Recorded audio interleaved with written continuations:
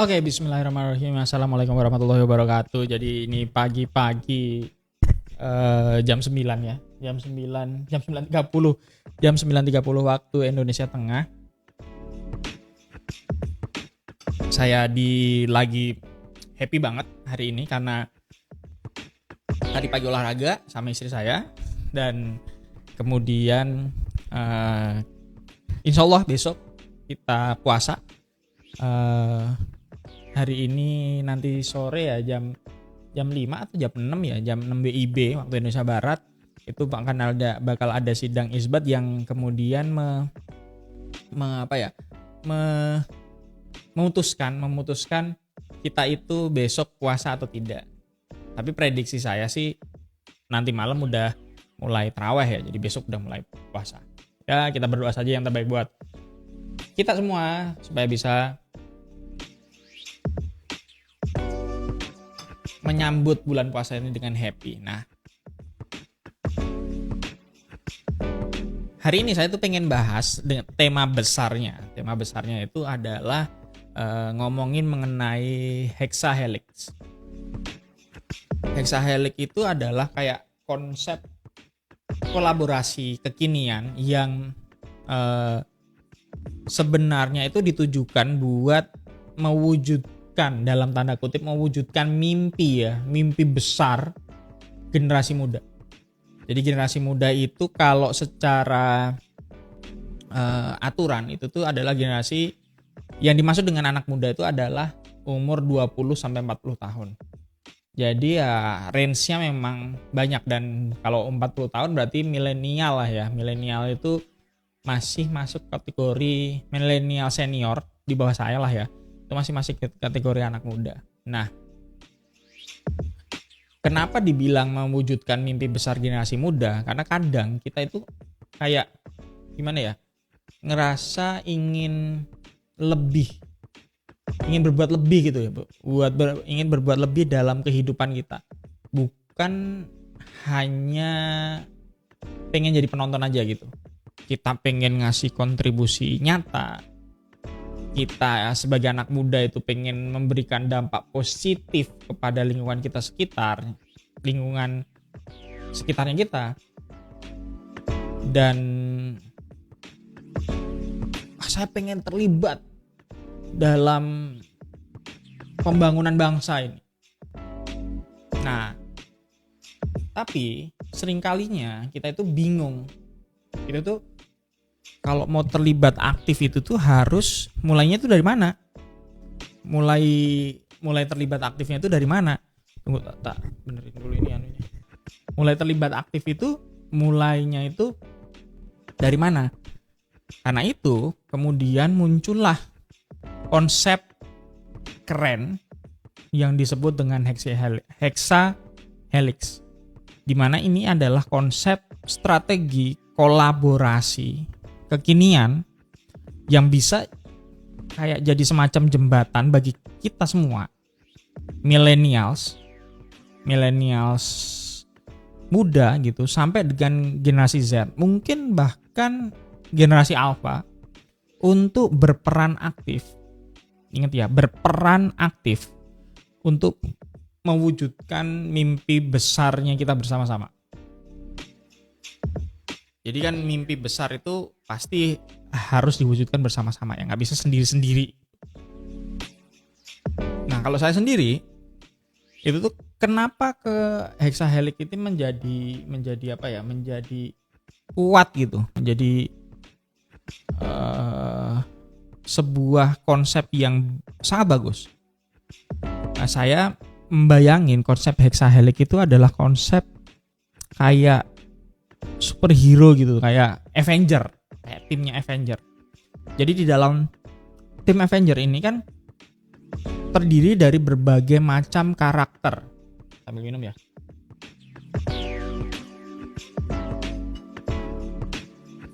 Terdiri dari berbagai macam karakter dengan kekuatan yang unik gitu. Jadi tidak saling mengalahkan kekuatannya, tapi saling melengkapi. Itulah kenapa dinamain tim. Kekuatannya itu berbeda-beda. Nah, kalau versi dunia nyata hexahelic itu kayak itu tadi, di mana timnya tadi itu adalah 6 pilar, 6 pihak yang sebaiknya atau ya normalnya itu bersatu padu untuk nyelesain tantangan-tantangan yang ada gitu dalam mewujudkan mimpi besar kita tadi. Nah, kekuatan gabungan ini, gabungan ini akan menghasilkan solusi yang lebih berdampak buat kita semua, buat tujuan yang dicapai itu dibandingin kalau kerja sendiri-sendiri. Oke, itu tuh konsep hexahelicnya. Nah, terus siapa aja sih si anggota tim hexahelic ini? Tentu saja yang pertama adalah pemerintah. Jadi pemerintah ini ibarat komandannya, ibarat kaptennya, ibarat pemimpinnya. Ya tentu saja pemimpinnya ya. Ulil amrinya gitu. Yang tanggung jawab utamanya dia adalah ngasih peraturan atau regulasi yang adil untuk masyarakat sekitarnya. Ingat, regulasi yang adil. Regulasi yang adil itu bukan berarti regulasi yang sama untuk semuanya ya, tapi yang adil gitu. Selain itu juga tugas dari pemimpin adalah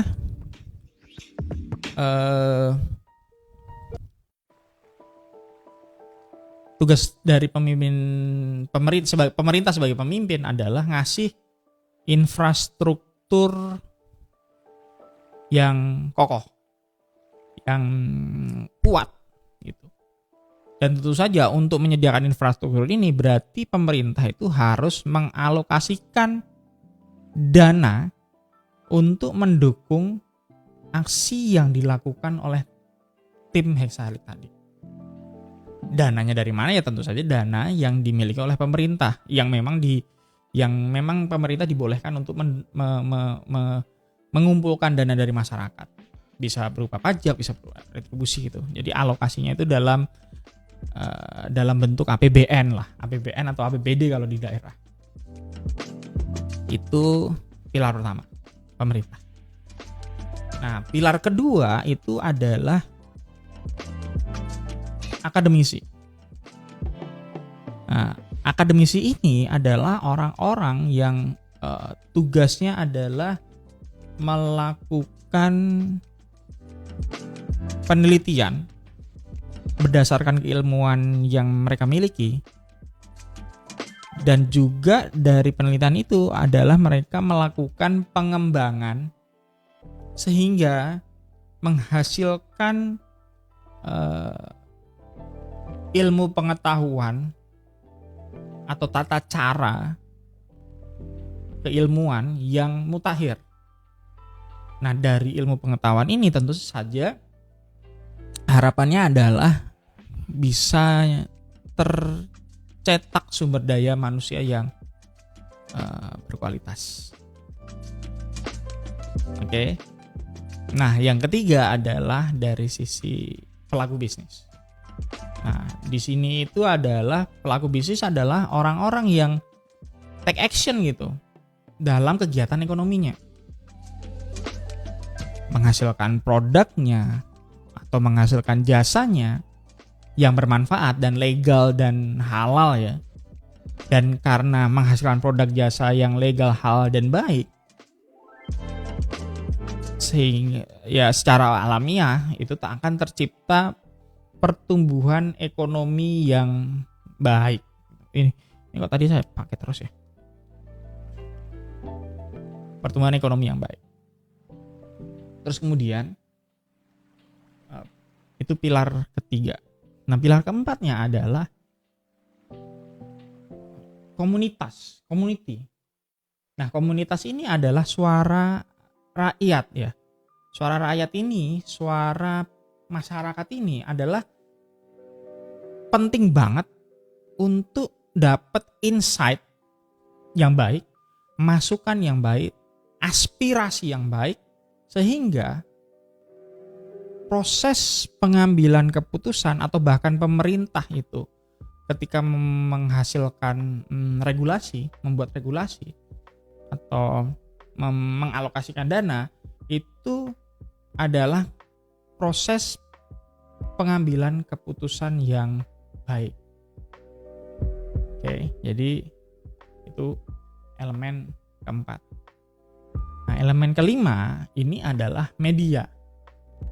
Media ini dulu skopnya tuh kecil, media massa gitu, media massa. Tapi kita juga, masyarakat secara umum itu bisa berlaku sebagai media. Karena media ini adalah penyampai pesan, penyebar informasi yang tentu saja tujuannya adalah edukasi publik, edukasi terhadap masyarakat, edukasi terhadap anggota-anggota di dalamnya masyarakat. Nah, karena teredukasi, maka kesadaran tentang berbagai ilmu atau berbagai isu itu terbangun dengan baik.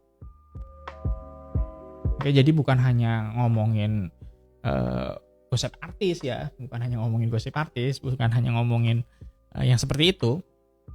Tentu saja edukasi. Yang keenam adalah lembaga swasta dan masyarakat atau LSM.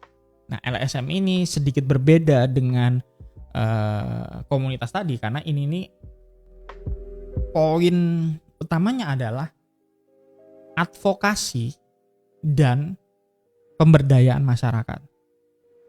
Terutama biasanya LSM ini adalah menyasarnya itu ke kelompok-kelompok marginal, kelompok-kelompok yang terpinggirkan, sehingga kelompok yang terpinggirkan tadi itu dapat mendapatkan keadilan. Dan tentu saja secara jangka panjang itu terciptanya keadilan sosial, keadilan secara menyeluruh di masyarakat. Oke. Terus bagaimana ya contoh contoh realnya gitu ya, hexahelix ini dalam pengembangan potensi yang ada. Saya coba mikirnya itu dari sisi UMKM lah ya. Bayangin ada sebuah desa lah gitu, sebuah desa atau sebuah daerah atau sebuah kumpulan kecil yang punya potensi gede, potensi produk gede, potensi jasa gede untuk dijual belikan. Jadi ada potensi terciptanya UMKM di daerah tersebut. Nah, karena daerah tersebut itu terhambat, karena daerah tersebut itu tidak mendapatkan sokongan yang baik, maka akan banyak kendala yang menghambat pertumbuhan atau pengembangan UMKM atau potensi yang ada tadi. Umumnya kalau di Indonesia itu yang sering terjadi adalah kendala mengenai minimnya pengetahuan tentang teknologi yang terkait dalam pembuatan produk atau jasa. Itu umumnya itu ya seperti itu. Kemudian ada juga akses pasar yang terbatas dan modal yang minim. Ingat, sekali lagi modal bukan hanya uang ya. Nah, kemudian disinilah kemudian peran hexahelix itu sebagai solusinya, sebagai jawaban atas hambatan-hambatan atau tantangan tadi. Kalau hexahelix ini beneran tercipta atau terkolaborasi dengan baik, maka kerjasama itu akan bisa membantu pengembangan UMKM di daerah tadi yang saya sebutin tadi. Contoh, misal pemerintah kemudian menerbitkan aturan atau regulasi yang memudahkan anggota masyarakat di daerah itu untuk mendapatkan izin dalam menjalankan usaha, dalam memulai usahanya. Dibikin regulasi yang lebih mudah, dicepetin lah seperti itu. Nah, mungkin juga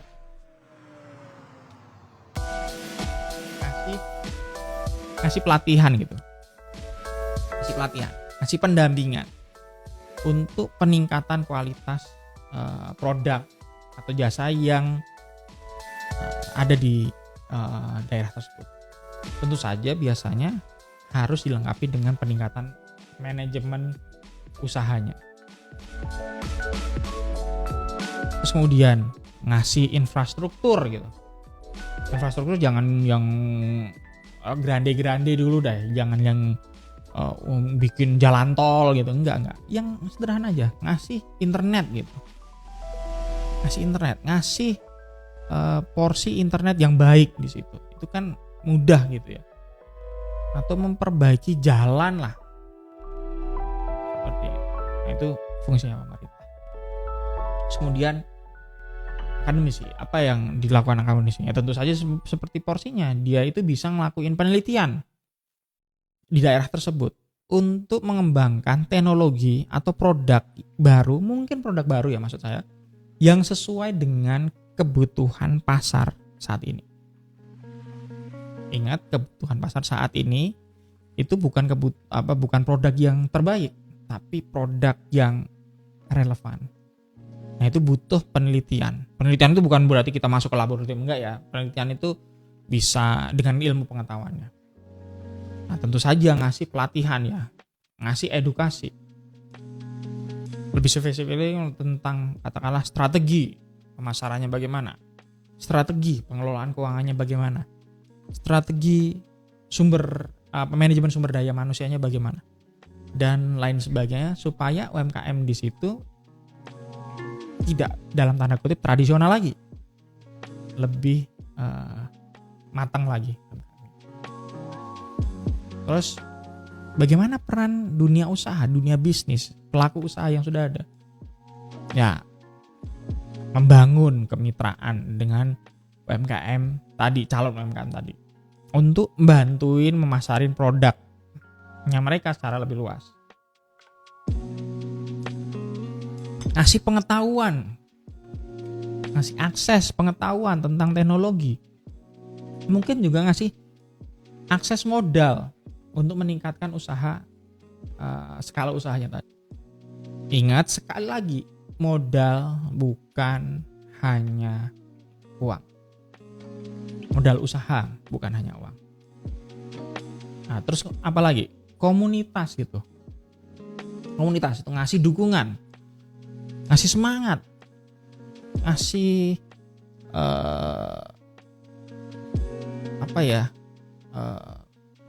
semangat lah gitu. Bisa jadi bingung apa ya kalimat yang sesuai gitu untuk ngembangin usaha tadi. Karena kenapa ini penting? Kenapa ini komunitas menjadi berdampak? Karena kalau kita berkumpul dengan orang yang sefrekuensi, sejenis gitu, maka kita akan mendapatkan energi positifnya. Terus juga diajarin supaya membentuk komunitas. Ingat, the power of crowd. Kerumunan akan memberikan efek domino yang lebih baik. Nah, dalam hal ini kalau usaha ya tentu saja dia menjadi lebih terkenal. Itu kenapa marketplace itu adalah the power of crowd. Kumpul di situ penjual-penjual, akhirnya efek dominonya jadi lebih baik. Pasar, kenapa pasar itu bagus? Karena the power of crowd, kumpulan pengusaha jadi lebih baik. Jadi bayangin kalau orang-orang dengan pikiran yang sejenis gitu kumpul. Nah, kemudian apa peran media? Ya tentu saja nyebarin informasi mengenai produknya, mengenai layanannya, mengenai lokasinya kepada masyarakat luas. Ya bentuknya bisa macam-macam, bisa hard selling, bisa soft selling, tapi saya lebih suka kalau soft selling lah. Misal katakanlah jualan kerupuk. Nah, bukan hanya langsung ngomongin kerupuk ini beli di sini, tapi Misal ya dari sisi kerupuknya itu diliput dari sisi kebersihannya. Diliput dari sisi higienisnya. Diliput dari sisi pembuatannya yang tradisional. Diliput dari bahan-bahannya yang alamiah. Jadi soft selling. Nah, terus apa peran LSM? Yang ngasih, seperti saya bilang, ngasih advokasi. Ngasih advokasi supaya hak-hak UMKM yang tadi udah ada regulasinya tadi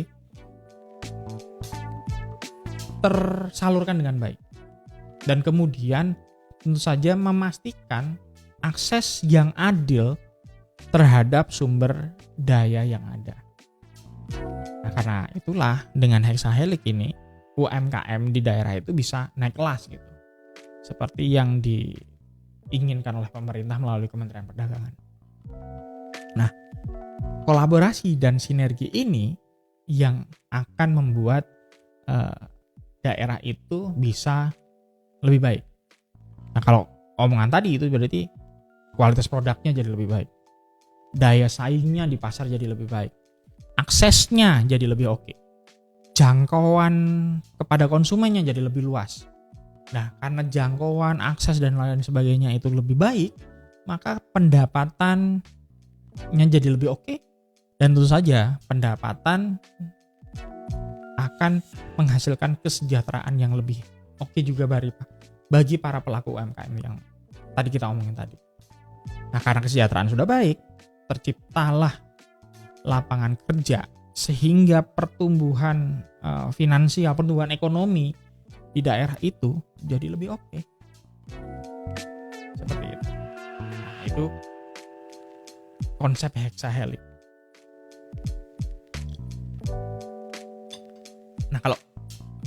Nah, terlepas dari itu, kalau di Kendari itu tuh saya memperhatikan beberapa orang yang sangat aktif banget terlibat dalam pemberdayaan masyarakat.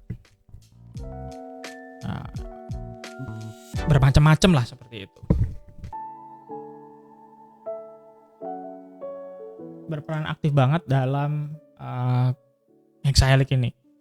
Ada MD Ratu. Jadi dia ini seperti dia posting di ini, nama IG-nya itu @MD Ratu, namanya di sini disebutin Waude Mustika Daratu.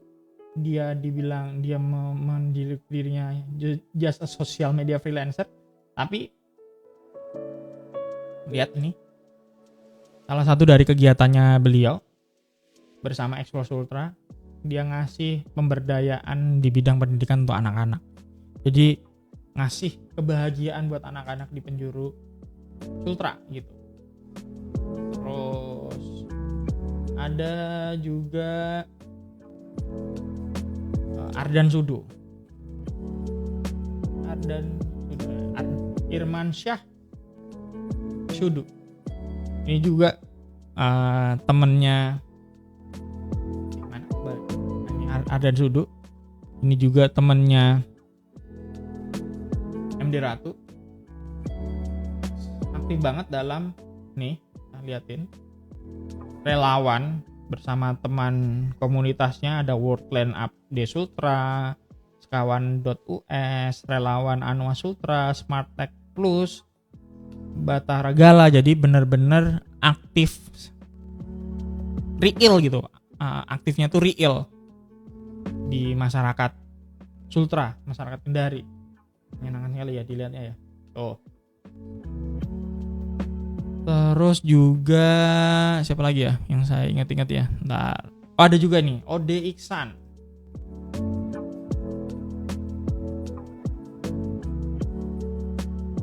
Ode Iksan. Nah ini benar-benar dia berkomunitas banget ya orangnya. Iksan ODM. Muhammad Iksan Ode. Ini bahkan tahun lalu ini dia bikin Indonesia Creative Cities Festival ICFF tahun 2022. Nah, ini dihadiri sama Pak Luhut Pak Luhut, Pak Sandiaga gitu. Bener-bener dia aktif berjejaring, jadi real gitu. Apalagi ya, Yunus Maknur. Nah, ini juga salah satu dari ini dia malah udah bionya adalah kreatifpreneur dan sosial entusias. Jadi memang aktif banget beliau dalam dunia kreativitas. Ini dia, kegiatannya banyak banget, banyak sekali kegiatannya. Udah sampai ke ini apa ini? Pertukaran pemuda di Indonesia, jadi udah jalan-jalan sampai mana-mana. Kalau saya bisa ngasih nasihat kepada teman-teman, maka mumpung masih muda, itu tuh kita sebaiknya menggunakan bakat dan minatnya kita untuk berkontribusi aktif di masyarakat. Bisa jadi relawan, tadi masuk ke komunitas-komunitas yang saya sebut tadi, bisa magang, ikut mogam di lembaga pemerintah, di perusahaan, di organisasi, bahkan bisa langsung